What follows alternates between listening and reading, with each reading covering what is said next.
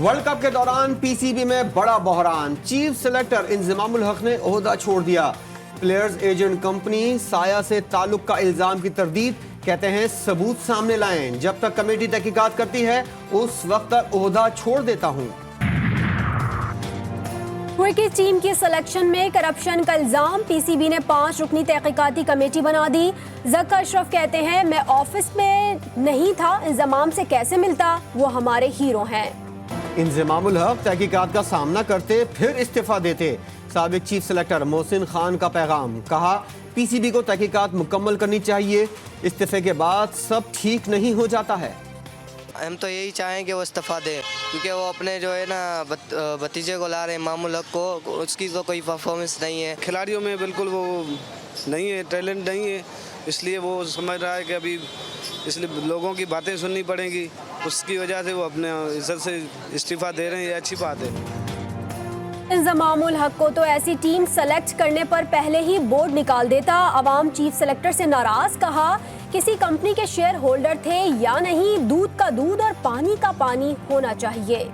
बाबर आजम की निजी WhatsApp chat leak, chairman PCB ने निजी टीवी शो में कप्तान और सीईओ पीसीबी के मैचेस दिखाए, टीवी ने नशर कर दिए। वकार यूनुस क्रिकेट बोर्ड पर बरहम हो गए, कहते हैं अब कप्तान को अकेला छोड़ दें, वो मुल्क का असासा है।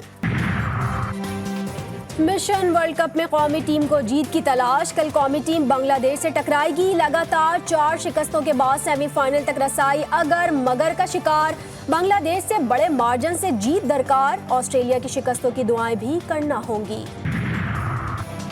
4 दिन की तैयारियों से वर्ल्ड कप नहीं जीता जाता, कौमी टीम के हेड कोच ग्रांड ब्रांड ब्रन का वाज़े बयान।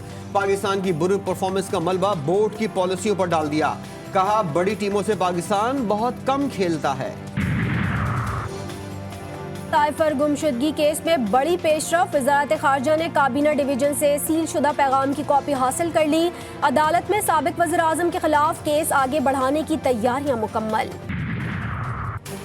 जस्टिस मोहसिन कियानी के खिलाफ सुप्रीम जुडिशल काउंसिल में शिकायत दायर, इख्तियारात के गलत इस्तेमाल और रिश्तेदारों को नवाजने के इल्जामात, राजा मकसूद एडवोकेट ने ओहदे से हटाने की अपील कर दी।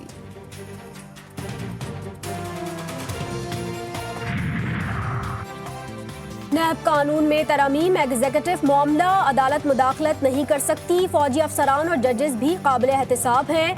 नैब तरमीम केस में जस्टिस मंसूर अली शाह का 27 सफ़ात पर मुश्तमिल इख्तलाफी नोट जारी, लिखा अदलिया कानून साजी का इस वक्त जायजा ले सकती है जब वह बुनियादी इंसानी हुकूक से मुतसादिम हो।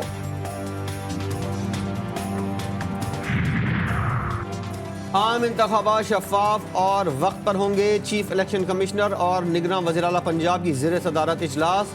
पंजाब में 50,000 पोलिंग स्टेशन बनाने का फैसला।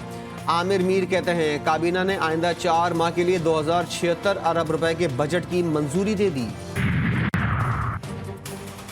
लाहौर हाईकोर्ट रावलपिंडी बैंच से शेख रशीद को बड़ा रिलीफ मिल गया, 40 रोज बाद लाल हवेली डी सील करने का हुक्म, केस दोबारा सुनने की हिदायत। नए शेख रशीद की नई गुफ्तगू, 9 मई लानती प्रोग्राम, अस्करी क़यादत की तारीफ, चिल्ले ने शेख रशीद की जिंदगी बदल दी, 2 सीटों से इंतखाबी मैदान में उतरने का ऐलान, कहते हैं राशिद शफीक हल्दी मिर्च का कारोबार करेगा।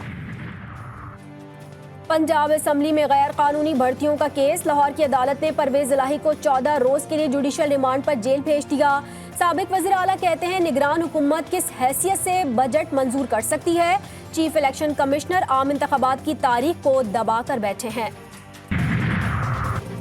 वज़ीर आज़म की ज़ेर सदारत काबीना का इजलास, तमाम गैर कानूनी तौर पर मुकीम अफराद को फ़ौरन एक्ट के तहत बेदखल करने का ऑर्डर जारी, गरीब की दुआएं वक्ती तौर पर कबूल, गैस की कीमतों में इजाफे का फैसला फिलहाल मौखर, हज पॉलिसी 2024 की मंजूरी। गैर कानूनी तौर पर मुकीम गैर मुल्कियों को निकालने का फैसला, मुल्की खुद मुख्तारी और कवानीन के मुताबिक, तर्जुमान दफ्तर खारजा का अक़वाम मुत्तहिदा के इंसानी हुकूक कमिश्नर के बयान पर रद्द-ए-अमल, कहा कि प्लान तमाम गैर मुल्कियों के लिए है, कानूनी तौर पर मुकीम अफराद को कुछ नहीं कहा जा रहा। जिनसे फसाद पैदा हो ना, जिस चीज़ वो नहीं होनी चाहिए। इस फैसले को तो मैं बच्चा बड़ा अच्छे तरीके से देखता हूँ। दिन खत्म, घंटे बाकी, गैर कानूनी तौर पर मुकीम गैर मुल्की बोरिया बिस्तर लपेटने लगे।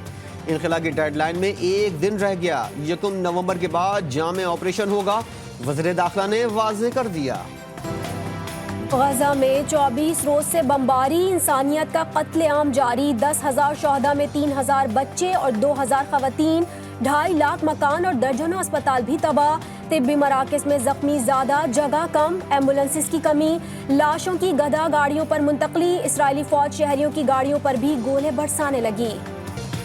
फलस्तीन की मज़ामती तंजीम ने कई इसराइली टैंक तबाह कर दिए। गजा के नवाई इलाके में शदीद झड़पें।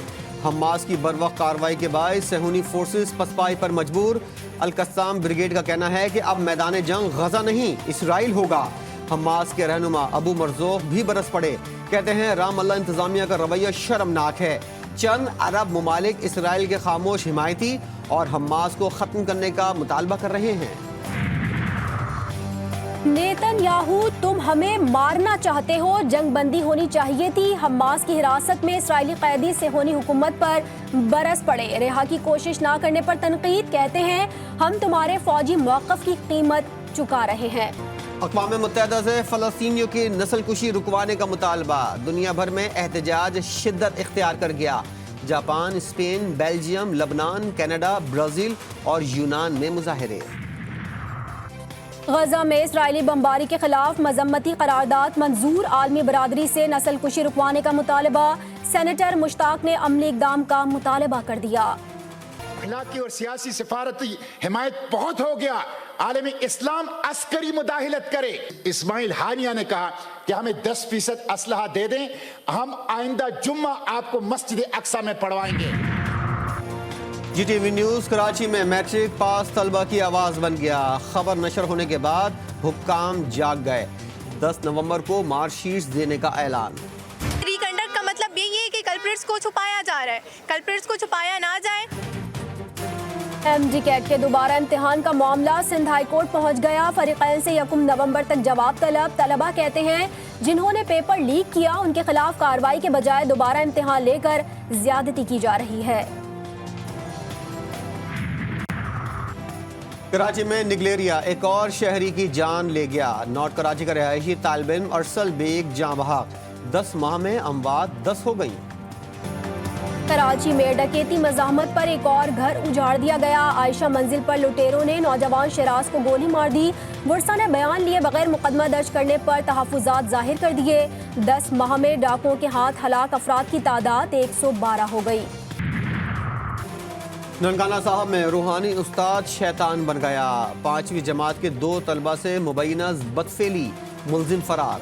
मुकदमा दर्ज। चीफ एजुकेशन ऑफिसर ने निजी स्कूल से 48 घंटों में वजाहत तलब कर ली। कराची की अदालत में पसंद की शादी करने वालों पर स्याहकारी का इल्ज़ाम। रहीम यार खान में जिरगे ने कत्ल या दूल्हे की 17 साला बहन को दुल्हन के 65 साला बाप से वनी करने का हुक्म सुना दिया। मुतासरीन की वज़ीर आला पंजाब से इंसाफ के लिए अपील। मारूफ स्कॉलर मौलाना तारिक जमील के बेटे की नमाज जनाजा अदा। नामवर शख्सियात की शिरकत। जहनी दबाव के मरीज आसिम जमील ने कल शाम खुदकुशी की थी। भाई का वीडियो बयान भी आ गया।